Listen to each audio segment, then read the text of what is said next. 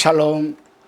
오늘도 주님께서 채워주시는 평강이 여러분들에게 충만하시기를 바랍니다. 그리스도인들에게 있어서 이 공동체라는 것은 굉장히 중요합니다. 왜냐하면 이 공동체에는 소속감과 존재감이 함께합니다. 그리고 그 소속감과 이 존재감을 통해서 하나님의 영광을 돌려드립니다. 그리고 그 공동체가 튼튼하고 탄탄하게 세워지기 위해서는 울타리가 또 굉장히 중요합니다. 그런 차원에서 이스라엘 백성들이 포로 귀환을 하고 포로 생활에서 귀환을 하고 1차, 2차, 3차 동안 그들이 한 일은 먼저 자신들을 성결케 하고 신앙을 회복하고 그 다음에 자신들의 공동체가 탄탄하게 세워질 성벽을 쌓는 일이었습니다. 오늘은 느헤미야 12장 1절로 47절의 말씀을 가지고 예루살렘 성벽 봉헌식이라는 주제로 말씀을 나누어 봅니다. 느헤미야는 어떤 연유에서 예루살렘 성 안팎으로 주민들을 재정착시키는 일에 힘을 썼을까? 그것은 하나님의 말씀 통치를 상징하는 이 성전이 있다 할지라도 성에 거주하는 주민, 즉 하나님의 통치를 받는 백성이 있어야 한다는 사실과 그들이 마음 놓고 거주할 수 있는 공간이 있어야 한다는 사실을 절실히 깨달았기 때문이었습니다. 본문 1절로 26절까지의 내용을 우리가 살펴보게 되면은 느헤미야와 예루살렘 백성들은 예루살렘 성곽을 하나님께 봉헌하면서 낙성식의 거행을 위해 종교적으로 그들은 준비를 합니다. 이 과정에서 느헤미야는 제사장들과 레위인들의 명단을 작성하면서 제사장과 레위인 모두가 자신들이 고유한 반차에 속하여 성전 봉사에 온전히 임할 수 있는 조치를 취하게 됩니다. 우리는 느헤미야가 예루살렘 성벽을 건설하는 과정부터 여기까지 온 과정을 보면 참으로 복잡하고 힘든 과정이었음에도 불구하고 느헤미야는 온갖 힘과 정성을 다하여 준비하여 왔음을 우리는 살펴볼 수가 있습니다. 그렇습니다, 여러분. 그리스도인들은 자신에게 맡겨진 일이 무엇이든지 무슨 일이든 간에 성심성의껏 정성을 다해 수행해야 합니다. 왜냐하면 준비된 정성스러운 예배만이 진정한 예배가 될 수 있기 때문입니다. 그러기 위해서 종교적인 지도자들은 성도들이 요구나 상황에 얽매이기보다는 또 이 성도들이 요구에 따라서 이 예배를 인도하고 말씀도 준비하고 그렇게 또 교회를 이끌어가기보다는 오히려 하나님께서 제시하신 원리의 귀를 기울이고 따라야 할 것입니다. 다시금 우리는 본문 27절로 43절까지의 내용을 살펴봅니다. 이 본문에는 낙성식을 위해 성직자들과 노래하는 레위인들이 예루살렘으로 모여들고 있는 모습들이 보입니다.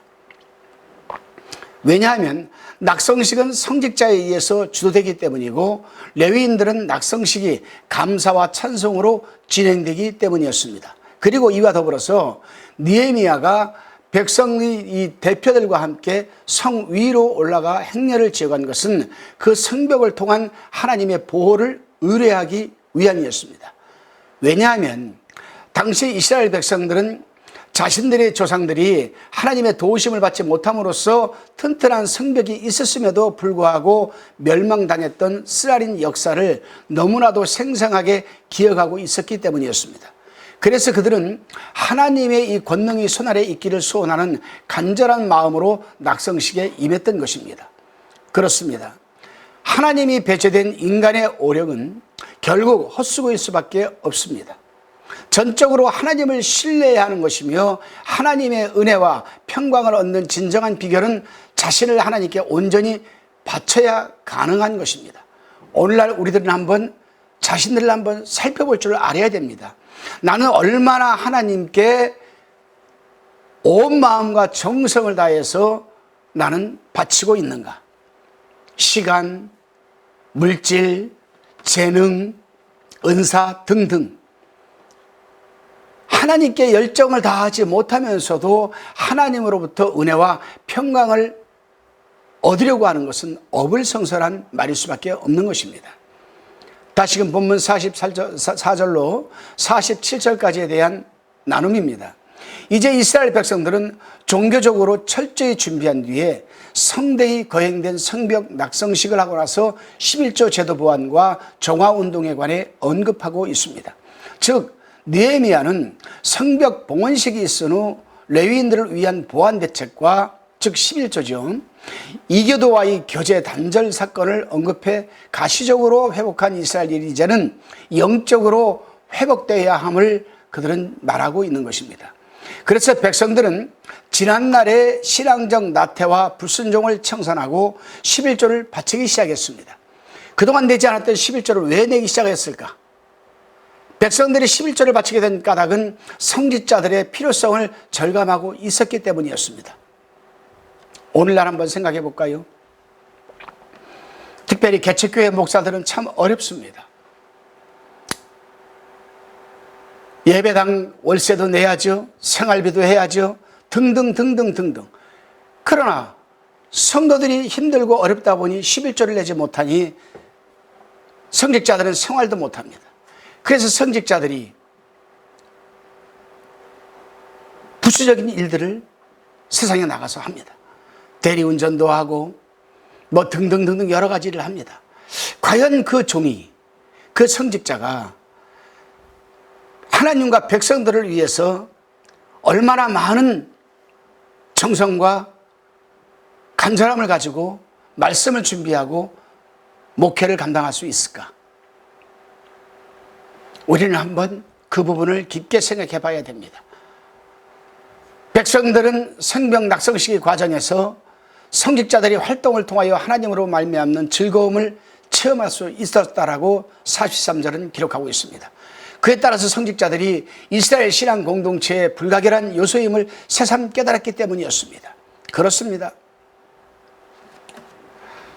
하나님의 백성들이, 즉 그리스도인들이 성직자들의 생활을 보장해주고 교회의 부수적인 모든 재반적인 경비를 책임지게 될 때에 그 종은 목숨을 걸고 하나님의 깊은 교제를 통해서 말씀을 준비하고 기도를 또 준비하고 등등 정성을 다할 것입니다.